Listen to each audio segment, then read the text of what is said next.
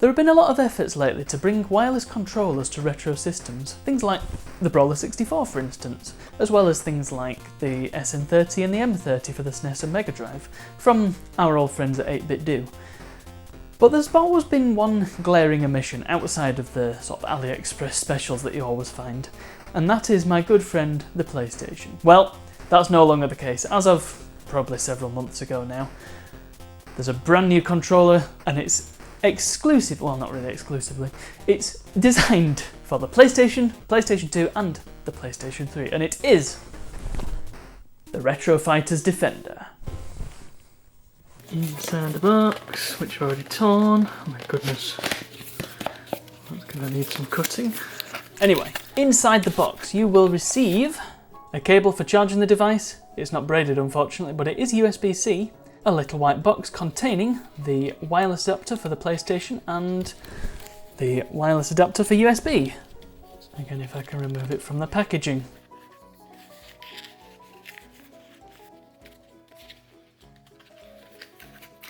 There we go, the wireless adapters. They both run over 2.4 GHz, so there's no Bluetooth going on here, and while the USB adapter is extremely difficult to get open, it does indeed just connect over standard USB Type A.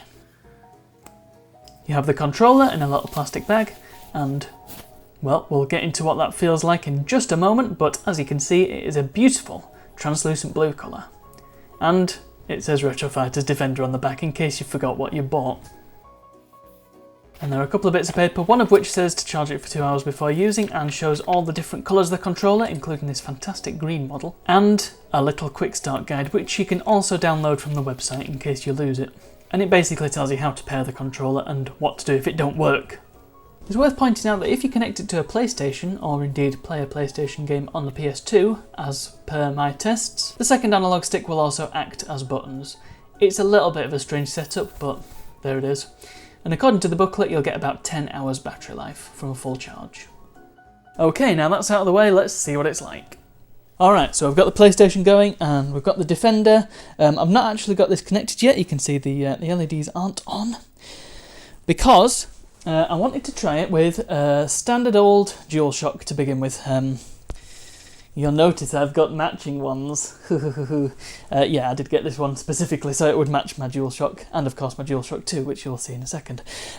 So I've got the wired one connected. This is wired and connected to the PS1, just as a control. I want to try this out first, so I've got an idea of what it's supposed to feel like, because, you know, much as I hate to admit it, I don't play my PlayStation every single day of the week, so I just need to make sure I'm not talking a load of rubbish, basically. So, yeah, we're going to play a bit of CTR. I will say this is going to be the only game I'm going to test on the PlayStation, because I've got a few more games out for the PS2. Admittedly, I'm still kind of living out of boxes a little bit, so I'm a bit limited with what I can do on the PlayStation at the minute, but we can still, you know, test it out. So, without further ado, let's try a bit of CTR. I will compare the controllers next to each other as well shortly. And it's not just about how it feels to play, because there is a lot more to a controller than that. It's also about, I'm not going to be able to do the shortcuts either. I'll just do the race normally. I'm not very good at the shortcuts in this game. In fact, I'm not very good at this game, full stop. But, you know, I'm looking for things like how it feels in the hand, what sort of input lag we're dealing with, how easily I can sort of press the controls and how they feel. There's a lot to go into a controller, and I'm hoping, I mean, I'm not the biggest fan of the DualShock, but it does at least feel okay. You know, when you're playing with it, it's the sort of thing that you don't really notice. And that's kind of what I'm looking for. If I'm constantly thinking to myself, this controller sucks, or if I'm just thinking about the controller at all while playing, then that's no good, I think. Even if I'm thinking, oh yeah, this controller's great, it doesn't just want to be great, it wants to be invisible. By my reckoning. So, this isn't my best race ever. This is what happens when you're talking and trying to race. So, yeah, I mean, my gameplay notwithstanding, I'm not fighting with the controller here. It's fine. So, if we can get similar results to that, vis-a-vis my own sort of subjective standpoint, then we're rocking and rolling. So, connecting the Defender is as simple as you get the wireless adapter, you stick it in the PlayStation and it starts flashing, you can see, and all you need to do, press the home button on here and away you go. I'm not 100% sure what this means. I don't know why there are two LEDs lit up. I originally assumed it was sort of Xbox 360 style, it would be one for player 1, 2 for player 2, but you know, first of all, by default the PlayStation only has 2 controller ports. I don't have a multi-tap, in case that was relevant. But second of all, it just seems to be random, so I've connected this to various different systems to try it out, and sometimes it's 1 and sometimes it's 2. I don't think it's to do with battery life, because I've never seen it at 3 or 4, even when it's been fully charged, so I really don't know what that's all about. It probably says in the manual. I didn't see it when I was looking through the manual. Okay, so we're going to try that race again, and this time we're going to use the Retro Fighters Defender. So I should point out I am using the D-pad for this one. We've got the shoulder buttons. Let's see how this goes.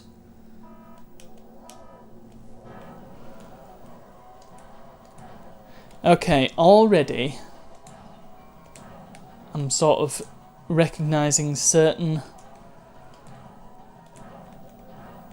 things that I'm not especially happy with. I mean, it feels okay. It feels okay. I will just say that in the first instance. It's not terrible, right? I want some more wumpers before I fire this. Ah, screw it. Just have it.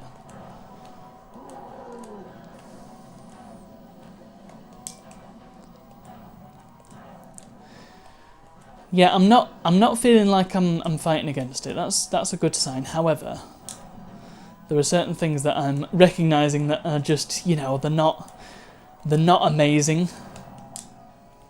Just plump that down for no particularly good reason.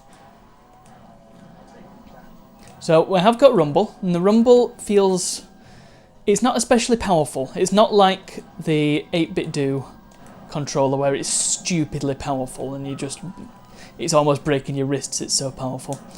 That is a ridiculous rumble, and I've not really come across that in any other controller.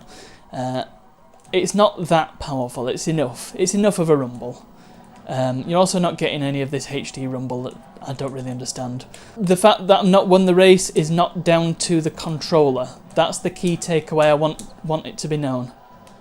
Yeah, it's fine. It's fine. I did put it on hard. It's my fault. Initial things that I want to point out, I say initial things because I have been using this on and off. The main problems I have, the main problems that I have with this controller are as follows. This D-pad is rubbish. So, bit of a side-by-side comparison just so we can see. It actually looks nothing like the DualShock. It's more of a Switch Pro sort of design. My God, you cannot see that at all. That's some good lighting, that. But anyway, you can see the shapes. It is more of a Switch Pro style controller. It's a bit more rounded at the bottom. It's got its own sort of feel, and yet it does feel quite ergonomic in the hands when you're holding it. It's nice. And I do like, I mean, when I'm holding a DualShock, it's just a little bit too small, and you know, everything is just kind of cramped together. On this one, they're in more natural places, so it just feels nicer to hold. However, the buttons are good. I like the buttons. They feel nice. They feel just kind of like DualShocks. That's not really a problem. This D-pad, though, this D-pad is... I don't know what was going on here. So, you may be aware, my ideal D-pad is that of the SNES controller. So it's got a really nice feel to it. In fact, the 8-bit do, not that you can really see, has a SNES-style D-pad. It's got sort of a... You can feel it. You can feel the directions. It's got a tactility to it, and it's got very definite directions. You're not going to slip off it. It's got nice texture to it. It's just a really, really quality D-pad. This one ain't a quality D-pad. It admittedly is better than I thought it would be. So it has got little ridges at the edge. You can kind of see that on the camera. so you're not really slipping around all that much. And it has got a bit of a texture to it. If you're focused, then maybe... It has got a bit of a texture to it, but it's very smooth, and it doesn't feel great. It's also got very sort of sharp corners, so you can feel that. The SNES style pad has more rounded corners, and you can kind of push the whole thing in at once, but the fact is it's just too slippery. It doesn't feel nice. It's a passable D-pad, but I feel like they could have done so much better, particularly, I don't have it to hand because I put it away, but particularly when you consider Retro Fighter's other controller, which I talked about a few weeks ago. The Brawler 64 has a well, not a fantastic D-pad, but it has a really good D-pad. If they just put that one on this, then it would have been golden. And it makes no sense, because the N64 barely uses its D-pad. The PlayStation uses it all the damn time, because, you know, there was a period before the DualShocks, and a lot of games actually don't support the analog sticks at all, Crash Bandicoot being one of them. So it really does necessitate a quality D-pad, and this is not a quality D-pad. A couple of other things, the sticks we'll try out in a sec when we go on to the PlayStation 2. The shoulder buttons. We do need to talk about these. I've got more to say about these, but I will just say the L1 and R1 buttons are really tiny, and they don't feel nice to press.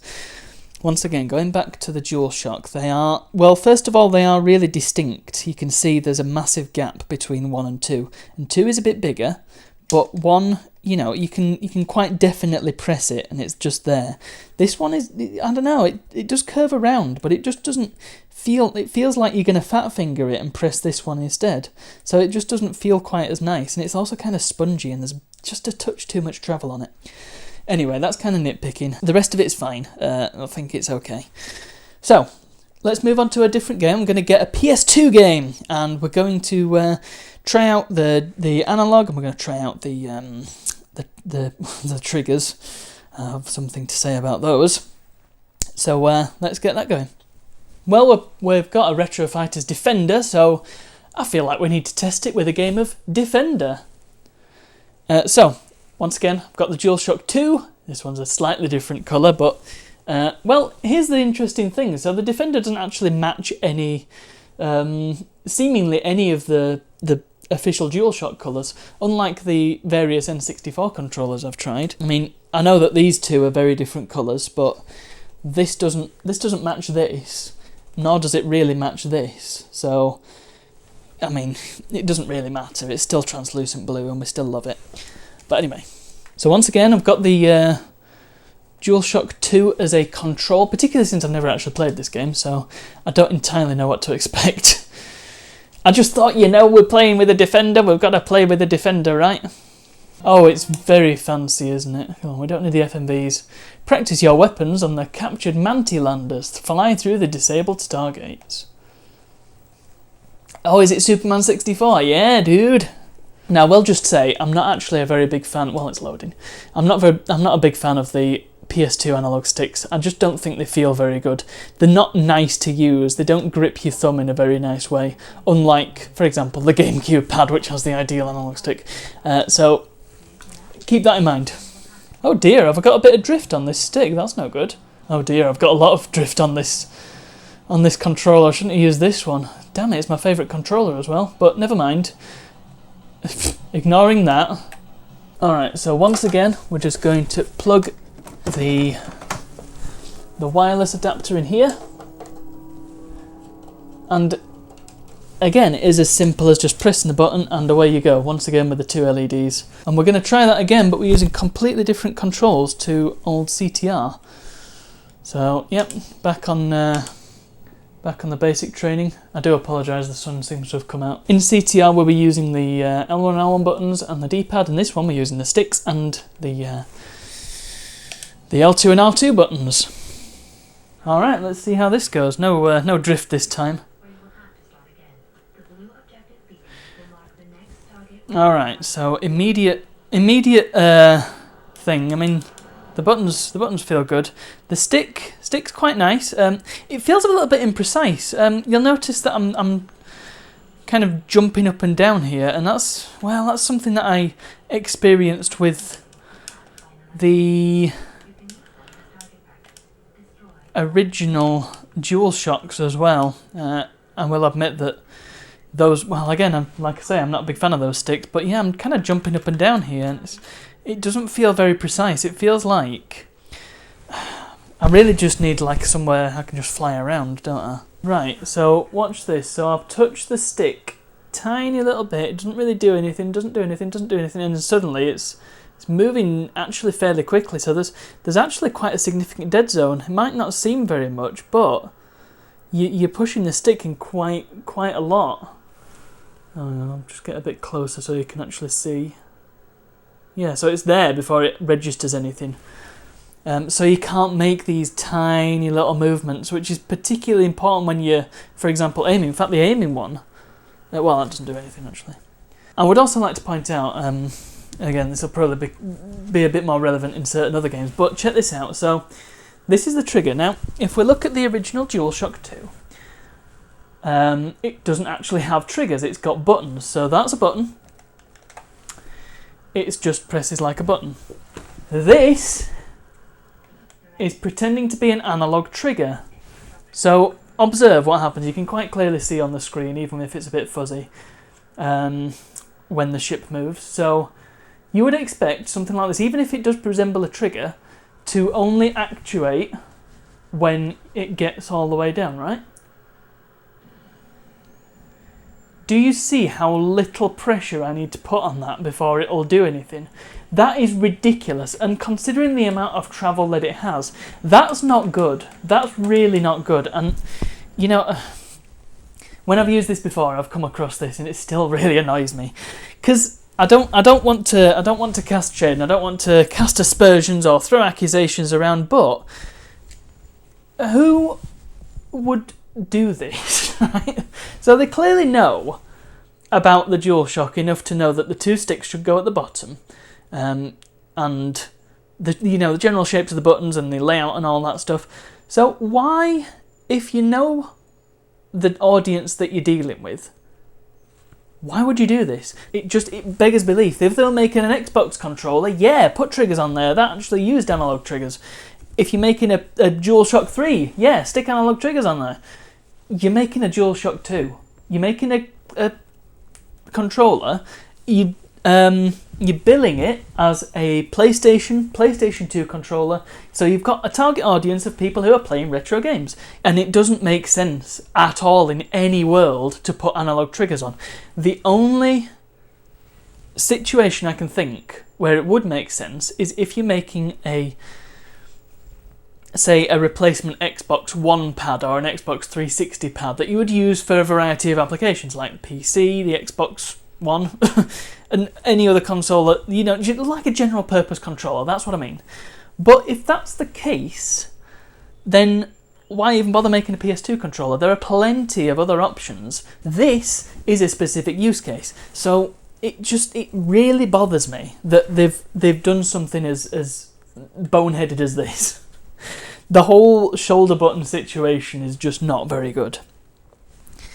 And it feels, it might seem like a small thing to get hung up on because it's one part of a larger controller. And yeah, the rest of the controller's good.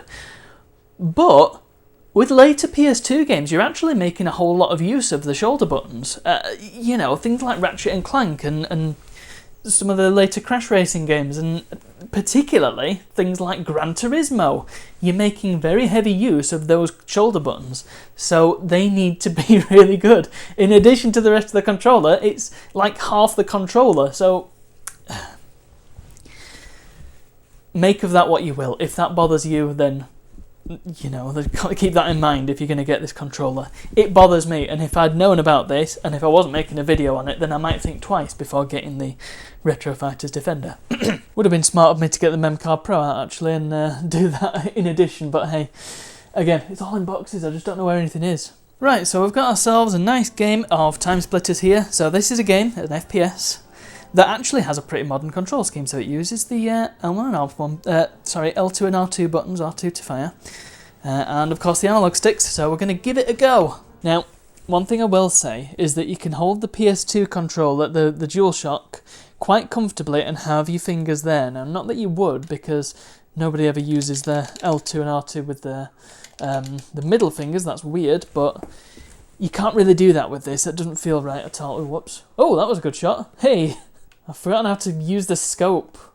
It's not L3 or R3, which, by the way, also feel pretty crap. Ah, there we go. It's where is everybody? Watch what happens when I mean, I'm not going to hit this guy doing this, but look. Oh, I did get him. Fantastic. I wasn't even looking. Yeah, you barely have to press the button. So if I just show you, did you see? I'll try a different weapon that's a bit more obvious that I'm firing it. I'm scarcely touching it. That's not good. Originally, I had a massive tirade in this where I was saying, you know, it's not an analog thing, so why have they made it like an analog thing? And actually, it turns out it is analog. Check this out. So this is the fantastic pad test program. And, well, here's the thing. All of the buttons on the DualShock 2 are analog. I was under the impression that it was just the face buttons, but no, it turns out it's the shoulder buttons as well. So it's a good thing I did a little research, hey. And as we can see, if I press this, you can see this number here is going between the analog numbers. It's showing, well, it's basically demonstrating that it is indeed analog, and so are the face buttons. We can see that if you press it harder, you get, well, more of a press. That's kind of how analog works. Same with the sticks, of course. And yeah, we can compare that directly with the original DualShock 2, and indeed, it does the thing. And with the shoulder buttons, it does the thing. Now, the thing is, I don't know if you're noticing here, it's something that you wouldn't really notice unless you're, as I am, comparing them side by side and actually getting a feel for them. But let's see if I can sort of demonstrate this. So watch the X button that's here on the screen. It starts going up almost immediately as I press the button, and it's quite you know, it gets actuated quite early on. So you can see that it is registering as being pressed. And I don't really need to put much pressure on. With this one, I need to basically press the button down all the way, and well, you can see it's not picking up anything until I then start to put pressure on, when it's already all the way down. So that's why I think I was having trouble with time splitters, because you can see actuation, very slight, very, very light press on that, and it's getting actuated. So that's why I was struggling there. With the DualShock, it takes a bit more, like you're physically pressing the whole thing down to actuate it, and it takes quite a bit of force, quite a bit more force than that does. So keep that in mind. It does affect things like time splitters. However, if you're playing a game such as Gran Turismo 4, for instance, then that analog trigger is actually going to... Really? Gosh darn it. That analog press is actually going to be very helpful. And I didn't know this, but it shows you how much you're pressing the accelerator down on the user interface, which is pretty cool. Pretty cool. I've also got my hazard light on for some bizarre reason. Anyway, I will just say that I am actually using the DualShock here because, bear with me, I'm going to show you something. Reconnecting the Defender, because, oh, it's working now, sweet. However, that analog control is actually nowhere near as precise. So, let me show you. So this is how much I'm pressing it. Tiny little bit, and you can see it's almost, in fact it is full. The tiniest little press, the tiny weeniest little press. I will just add, this is an analog trigger, so realistically, I don't know, that feels like it's a missed opportunity there, because like I'm clearly not pressing it halfway, and yet it's sort of halfway full. It's that okay, that range is very small. And you might argue, okay, well, it's because you disconnected the DualShock and connected that in and just did it on the fly and whatever. PS2 ain't care. It thinks this is a DualShock just the same as that, so there's no real difference in terms of control. It's not seeing this controller in any other way than it's supposed to, so just to allay that argument should it come up. But yeah, I just thought I'd give that a go. Well, actually, yeah, that's a bit of a that's a bit damning, isn't it? But that could well be something that can fix in firmware updates. And this video's been in the works for so long that there might even be a firmware update by the time I upload this. So, you know, it's time, folks, for the super scientific, 100% accurate input lag test, which is not accurate and not scientific in the slightest. As I've said before, I don't have the equipment to do a proper input lag test. It is extremely expensive and very, very situational, I find. So you're going to just have to take my word for it and well, it's going to actually be a bit more difficult this time because, like I said, the official DualShock doesn't really actuate until you've already pressed it all the way down, so it's going to be hard to tell when I've actually pressed the button. Comme ça. Do you see? Do you see how this works? So, while it is going to be tricky to measure the input lag, we're going to try it regardless. So we've got Symphony of the Night here. I thought I'd try it with a 2D game because it's a bit clearer when things are happening. So, well, yeah, that's our control, I guess. Now, the trouble is, because the two controllers are so different in terms of their actuation, because as we've discussed, this one actuates as soon as you press the button, it is going to feel quite significantly different between the two, I think. So the Defender is now connected. Let's give it a try. Once again, this is under optimal conditions. The receiver is literally right there, so and there's not really much interference.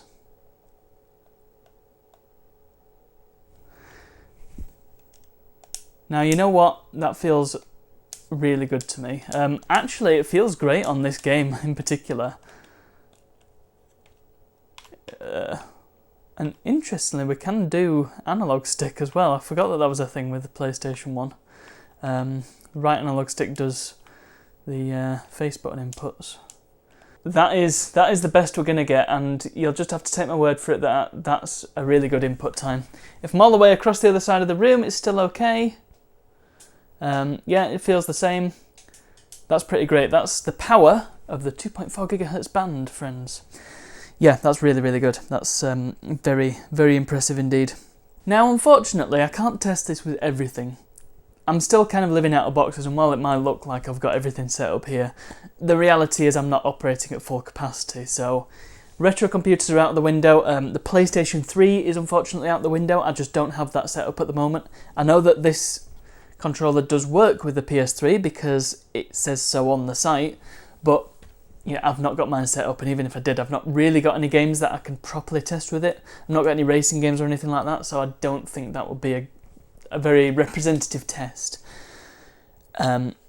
So I'm a little bit limited to what I can test with. However, I can test with this.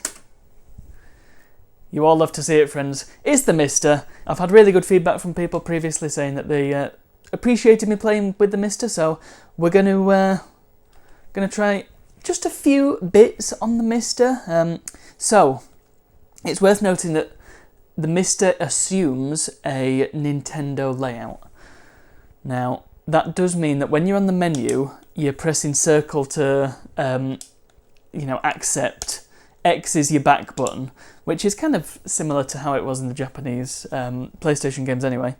But it is going to expect that you are running a Nintendo-style layout, so it thinks that that is A, that's B, that's X, and that's Y. So it's not the Xbox style, or indeed the PlayStation style. Now, naturally, you can remap the controller with the Mister, and if you should wish to do that, then you can do. I'm just going to use the default mappings, though, for now, because I want to see what it looks like when you just have it out of the box.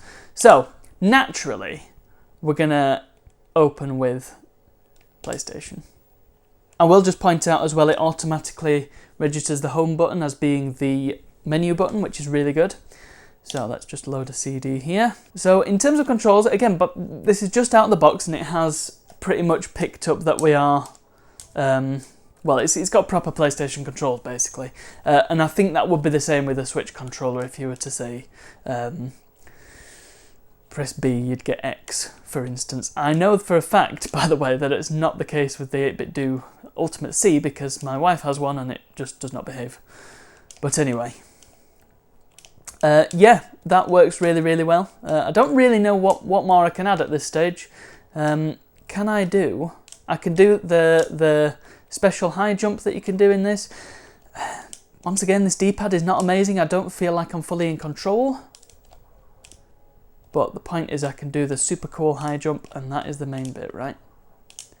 And if you can do that, then you're pretty much sorted with Crash 2. Now, it does get a bit confusing when you go into the menu because, well, when you're in a PlayStation game, you're pressing X to accept stuff. But when you're in the menu, you're pressing circle to accept stuff, so it does get a little confusing. This is the one that we've traditionally used for super accurate lag tests, and, well, once again, because we're on a SNES, it's expecting Nintendo layout, so it weirdly makes sense for this game, because it uses B to jump, and yeah, once again, the input lag is kind of imperceptible. It's very, very, very good. We are using the... Oh, well, it's kind of eating inputs there, that's weird. So we are using the USB adapter, and it's the same thing basically as the PS2 adapter, just in a different format. So it makes sense that it would feel virtually the same. Gosh, I am very rusty at this game, aren't I? Dear oh dear. Well, never mind. The point is, the input lag is very good, and it does feel quite good to play. Again, the D-pad is of concern, but you know, the rest of it feels good. So when it comes to old PC, the only computer system you'll ever need, I'm sure it works perfectly under Windows, because of course it does, everything does. But I don't have a Windows machine to hand to test, because once again we're running at reduced capacity here. Now, I have successfully used this controller under Debian, my main operating system, because I used it to stream, what's it called? Spiritfarer, sometime last year. And it has worked perfectly before, but now, well, while I can get it to successfully connect and sync, as you can see, it's got the red LED, it won't, the system doesn't even know it's there. And it's really, really weird. I don't quite understand that because, like I said, it has worked perfectly before. Anyway, I'll cut in a little bit of footage from when I was playing Spiritfarer, and this is what I thought of it at the time. Oh dear! That's an interesting one. So,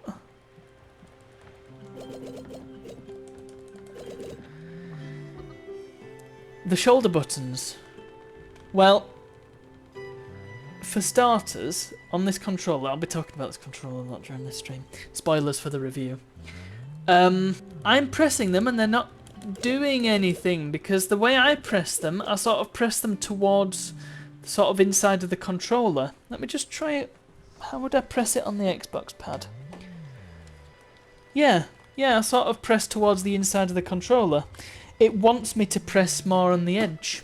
Yeah, you know, this D-pad just isn't doing it for me, because it's completely flat and smooth, and it's a really, really rubbish design for a D-pad. Not the worst D-pad I've come across, because it, you know, despite that, it does feel like it's got a nice action to it, but it's just because it's flat. I don't have any grip on it, so I'm just sort of slipping around. It does seem like such a small niggle, but it's really noticeable. I'm not very good at this loom thing. I can't get the perfect timing consistent. Maybe that's because I'm using a wireless controller. Oh, the scandal. Like, I can tell there's input lag because there's a difference between me physically pressing the button and that button press being registered by the software. So, after all that nonsense, I think I am finally ready to deliver a verdict. It's worth mentioning that there are a few systems that I wanted to quickly try this on but wasn't able to.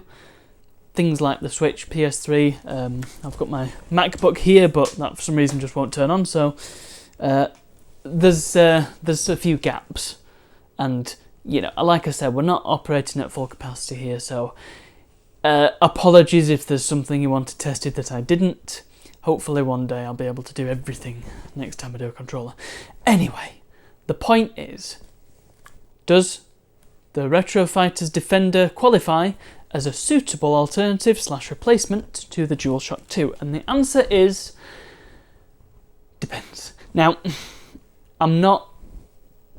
I'm quite critical of this controller, and the thing is, it's because PlayStation 2 is my absolute favourite console ever, so it needs to be spot on, in my opinion.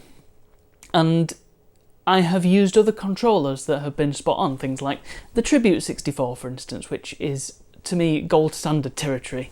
It's a brilliant replacement controller for the N64. Is this to the DualShock as the Tribute 64 is to the N64 controller? Absolutely not. I've highlighted the issues that I have with it, things like the triggers being way too responsive, the joysticks being way too responsive, even if they do feel really nice, the D-pad being not very comfortable to use and indefinite, the buttons being weirdly flat and not as rubbery, but that's by the by. The buttons feel really nice, but again, they are a lot more responsive than they should be, I feel. It doesn't feel like a DualShock. It feels like a different controller that you've plugged into a PS2. And I don't think that's great, but it might not bother you. And, you know, I did have a quick look at the reviews on the Retro Fighters website, and I think I'm in the vast minority when it comes to my opinions on this controller. So take it all with a pinch of salt. It's probably stuff that won't bother you. It bothers me. Now, for my money, the thing is, for the amount you're paying for this, which I'm going to put on the screen because I can't remember the top of my head how much I paid for this, I don't want it to just be alright. I want it to be a really, really good controller. I want it to be as the Tribute 64 was. And the thing is, Retro Fighters have proved that they can do it, because the Brawler was fantastic. I would happily use that as an alternative N64 pad. And I wouldn't be as happy to use this, and I don't really know why that is, why they couldn't put... I mean, it's not as if there's been no care put into this, because there clearly has, but it's just not as good as some of these other controllers I've tried, and it's a real shame, because I would love to have had a decent wireless PS2 controller. And it's decent, but it's not great. And that is the bottom line here, I think. If the problems I've come up with over the course of this video have sounded to you like they will put you off, then they probably will put you off. Not to the extent that you'll never want to use it ever, but to the extent that you might want to think twice before purchasing if you're considering doing so. If you've watched this video and thought, that doesn't sound like too big a deal, then it won't be a big a deal. And it won't be as big a deal. And so, yeah, go for it. It's probably going to be a good purchase. All in all, I'm not as impressed with this controller as I want to be, and I really do want to like it, but it's not quite doing it for me, unfortunately. So that, friends, was the Retro Fighters Defender. That's kind of all I have to say about that. Thank you all very much for watching, for sitting through this, and for waiting for so long, because it's been a long time in the works, this. And let me know if there's anything else you want me to test it on. I'll try my best, and I'll let you know in the comments what it's like. But yeah, I think I've given it a pretty good broad range of tests. So yeah, that's all I have to say. So thank you all so much for watching, and I'll see you all for the next one.